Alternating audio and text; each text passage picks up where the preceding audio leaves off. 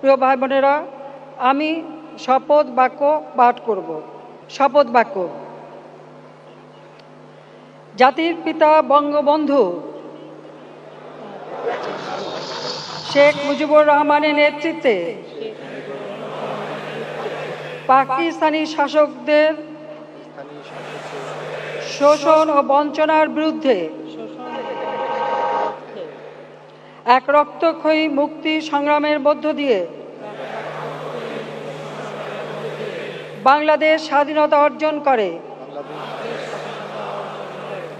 বিশ্বের বুকে বাঙালি জাতি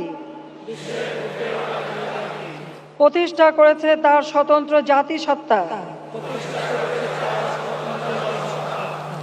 আজ স্বাধীনতার সুবর্ণ জয়ন্তী এবং মুজিব বর্ষের বিজয় দিবসে দীপ্ত কণ্ঠে শপথ করছি যে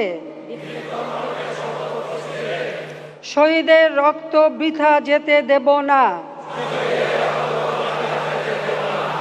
দেশকে ভালোবাসব, দেশের মানুষের সার্বিক কল্যাণে সর্বশক্তি নিয়োগ করব। জাতির পিতা বঙ্গবন্ধু শেখ মুজিবের আদর্শে উন্নত, সমৃদ্ধ ও অসাম্প্রদায়িক চেতনার সোনার বাংলা গড়ে তুলব। মহান সৃষ্টিকর্তা আমাদের সহায় হন।